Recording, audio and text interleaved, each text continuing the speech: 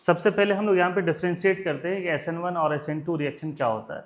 तो देखो SN1 reaction के लिए कहते हैं nucleophilic substitution first order reaction, है ना। सबसे पहला पॉइंट इसमें आपको क्या मिलेगा कि ये कौन सा रिएक्शन है, फर्स्ट ऑर्डर रिएक्शन है। SN2 जो है न्यूक्लियोफिलिक सब्स्टिट्यूशन कौन सा रिएक्शन है, that is second order reaction. अगर इसका हम रेट के बारे में बात करें तो इसका रेट जो है वो सिर्फ और सिर्फ किस पर डिपेंड करेगा, R और लिविंग ग्रुप पर। ये न्यूक्लियोफाइल के कंसंट्रेशन पर डिपेंड नहीं करता है ना। तो न्यूक्लियोफाइल के कंसंट्रेशन को डबल कर दे, हाफ कर दे, उससे रेट पे कोई असर नहीं पड़ेगा। अब सेकेंड ऑर्डर की अगर हम बात करते हैं SN2 रिएक्शन का, तो जो इसका रेट होता है ये दोनों चीज़ों पे डिपेंड करता है, मतलब RLg पर भी डिपेंड करेगा और साथ ही साथ किस पर डिपेंड करेगा, न्यूक्लियोफाइल के कंसंट्रेशन पर डिपेंड करेगा। इस केस में अगर न्यूक्लियोफाइल को हम डबल करें तो रेट डबल हो जाएगा, हाफ करेंगे तो रेट भी क्या हो जाएगा, इसका हाफ हो जाएगा। ये एक बेसिक कंसेप्ट है इसका। अब इसमें है कि दोनों को डिफ्रेंशिएट कैसे करें या रिएक्शन किस पे डिपेंड करता है। तो इसका जो रेट है SN1 का, इसका रेट डिपेंड किस पर करता है बताओ, स्टेबिलिटी ऑफ कार्बोकेटाइन पे। कार्बोकेटाइन जितना स्टेबल होगा रेट उतना क्या होगा, फास्टर होगा। इसका जो रेट होता है किस पे डिपेंड करता है, तो ट्रांजिशन स्टेट पर। किस पे डिपेंड करता है, ट्रांजिशन स्टेट पर। इसमें कार्बोकेटाइन के फॉर्मेशन पे करता है, इसमें ट्रांजिशन स्टेट आप तुमको पता होगा कि कार्बन के एंटी बॉन्डिंग में क्या होता है, न्यूक्लियोफाइल अटैच होता है और ये धीरे धीरे करके वहाँ से क्या होता है, लिविंग ग्रुप वहाँ से निकलता है। तो ये जो पीक बनता है ना ट्रांजिशन स्टेट, वही इसका क्या होता है, रेट डिपेंड करता है। तो यहाँ पर जितना कम स्टेरिक टेंडेंस होगा उतना फास्टर क्या होता है, रेट होता है।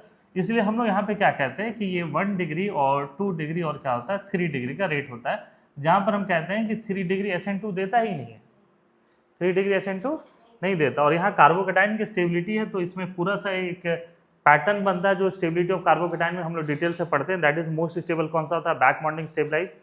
फिर कौन सा होता है, उसके बाद हम लोग कहते हैं डांसिंग रेजोनेंस, फिर benzylic, allylic, 3 degree, 2 degree and 1 degree. तो ये एक ऑर्डर होता है, तो हम अभी पूरा नहीं लिख करके सिर्फ कुछ ही पार्ट लिखेंगे। तो यहाँ पे क्या होता है, 3 डिग्री, 2 डिग्री और 1 डिग्री। अच्छा, 1 डिग्री में भी थोड़ा सा ये चीज़ें ध्यान में रखेंगे कि अगर मिथाइल कार्बोकेटाइन है या C2H5 कार्बोकेटाइन है तो ये नहीं करता है SN1, क्योंकि बिकॉज ये कार्बोकेटाइन जो है वो हाईली अनस्टेबल है। इसके अलावा भी और भी बहुत सारे रिएक्शंस होते हैं जहाँ पर ये नहीं करता है। नेक्स्ट है कि ये तो पहचान जाते हैं कि अगर 1 डिग्री है तो क्या होगा, SN2 होगा, और 3 डिग्री होगा तो क्या होगा, SN1। दिक्कत कहाँ पर होता है, 2 डिग्री में। तो उसको पहचानने का तरीका है आप उसके सॉल्वेंट से पहचानें। SN1 में किस प्रकार का सॉल्वेंट चाहिए बताओ, क्या चाहिए, पोलर प्रोटिक सॉल्वेंट चाहिए। पोलर प्रोटिक सॉल्वेंट वो हो गया जहाँ पर हाइड्रोजन कनेक्टेड है किससे, इलेक्ट्रोनेगेटिव एटम से, जैसे फ्लोरीन हो गया, ऑक्सीजन हो गया, नाइट्रोजन हो गया। इस प्रकार से जैसे हम लोग कह सकते हैं कि एग्जाम्पल आप लोग को रटवाते हैं, एल्कोहल हो जाए, वाटर हो जाए, HF हो जाए, कार्बोक्सिलिक एसिड हो जाए, अमाइड में हाइड्रोजन वाला हो जाए। तो ये सब सारे क्या होते हैं, पोलर प्रोटिक सॉल्वेंट होते हैं, और ये क्या करता है, SN1 करता है। इसमें अगर हम लोग देखें तो ये सॉल्वेंट कैसा होता है बताओ, पोलर एप्रोटिक सॉल्वेंट की जरूरत है यहाँ पर। पोलर एप्रोटिक सॉल्वेंट में सबसे बेस्ट एग्जांपल आपको दिखेगा हर बार एसीटोन, है ना। कभी देखना कि रिएक्शन में जब I- और एसीटोन है, समझ जाना SN2 रिएक्शन है।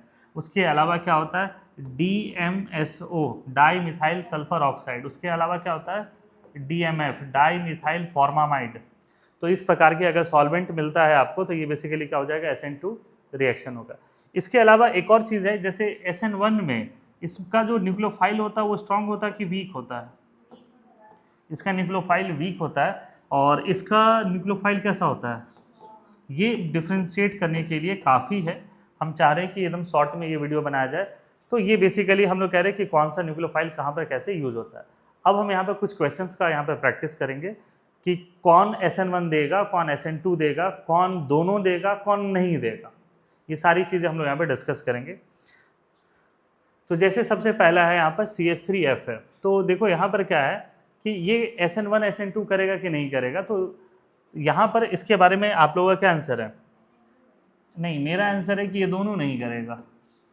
SN1 इसलिए नहीं करेगा क्योंकि यहाँ पर अगर F- निकलता है तो CH3+ एक क्या होगा, हाईली अनस्टेबल। SN2 करना चाहिए क्योंकि 1 डिग्री है, लेकिन फ्लोरीन एक पुअर लिविंग ग्रुप है, इसलिए फ्लोरीन जल्दी सब्स्टिट्यूशन रिएक्शन नहीं करता है। तो एक पॉइंट समझ में आया आपको कि फ्लोरीन सब्स्टिट्यूशन रिएक्शन नहीं करेगा। OTS बेसिकली क्या है, टोसाइलेट है ना, क्या है, इसको पैरामिथाइल टोसाइलेट कहते हैं, ये बहुत अच्छा लिविंग ग्रुप होता है। तो लेकिन CH3 कार्बोकेटाइन बनेगा तो ये SN1 रिएक्शन नहीं करेगा, लेकिन ये अच्छा लिविंग ग्रुप है इसलिए ये क्या करेगा, ये SN2 कर जाएगा। नेक्स्ट यहाँ पे देखो, ये कार्बन है, ये 3 बेंजीन से कनेक्टेड है, तो अगर यहाँ से ब्रोमीन निकलता तो कार्बोकेटाइन बनेगा, कार्बोकेटाइन हाईली स्टेबल है, तो ये SN1 रिएक्शन करेगा बट SN2 रिएक्शन नहीं करेगा। क्यों? क्योंकि ये बहुत सारे बल्की ग्रुप है और SN2 जो डिपेंड करता है किस पर करता है कि बल्की कम होना चाहिए। नेक्स्ट यहाँ पर इसको कहते हैं हम लोग विनाइलिक। विनाइलिक में क्या होता है, ये जो इसका कार्बन है Cl है और ये रेजोनेंस में, तो रेजोनेंस में तो ये जो है एक बहुत अच्छा यहाँ पे क्या बनाता है, दैट इज पाई बॉन्ड बना देगा यहाँ पर। तो बेसिकली इसमें कॉन्जुगेशन होगा, बॉन्ड मजबूत होगा, पुअर लिविंग ग्रुप हो जाए क्योंकि इसका बॉन्ड ऑर्डर क्या हो रहा है, बढ़ रहा है। तो ये जो है ना तो SN1 करेगा ना ही क्या करेगा, SN2। सिमिलर रीजन ये भी है, अगर हेलो बेंजीन है, when benzene is connected with benzene halogen, तो हेलोजन इसके साथ क्या करेगा, रेजोनेंस करेगा, तो ये बॉन्ड मजबूत हो जाएगा तो किसी के साथ ये सब्स्टिट्यूशन रिएक्शन ये नहीं करेगा, तो ये इस तरीके से नहीं होगा। कुछ रिएक्शन में डाउज प्रोसेस में आप इसको देख सकते हो, जिसको SNAR कहते हैं हम लोग, एरोमेटिक सब्स्टिट्यूशन, वहाँ करता है, बट SN1 SN2 नहीं करता है। नेक्स्ट है, अब इस कार्बन का देखो, अगर ब्रोमीन निकला तो कार्बोकेटाइन बनेगा। कार्बोकेटाइन कैसा आपका है, रेजोनेंस स्टेबलाइज है, तो ये SN1 करेगा। दूसरा ये 1 डिग्री है तो ये क्या करेगा, SN2 भी करेगा, तो ये दोनों करेगा यहाँ पर। नेक्स्ट, अगर Br यहाँ से निकलता है तो कार्बोकेटाइन बनेगा, और R एल्काइल है तो यहाँ इंडक्टिव भी होगा और प्लस I भी होगा, तो ये कार्बोकेटाइन स्टेबल है तो यहाँ पे क्या हो जाएगा, SN1 करेगा, लेकिन ये बहुत बल्कि है तो ये SN2 रिएक्शन नहीं करेगा। अच्छा, कभी अगर हम लोग का रेट का कंपैरिजन पूछ देगा कि भाई ये फास्टर करेगा कि ये फास्टर करेगा, SN1, तो ये SN1 क्या करेगा, फास्टर करेगा, क्योंकि ये क्या है आपका ज़्यादा स्टेबलाइज है।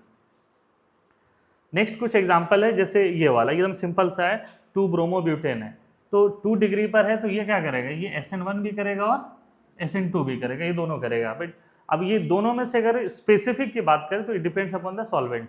एसीटोन होगा तो कौन सा रिएक्शन करेगा, SN2 करेगा, और अगर यही रिएक्शन मिथेनॉल इथेनॉल में के प्रेजेंस में कर दे तो SN1 करेंगे।